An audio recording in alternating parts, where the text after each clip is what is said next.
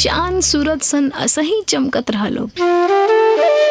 जहिया से गइलो बहिनी छोड़ी के तू घरवा, सुन लागे अंगना दुआर हो।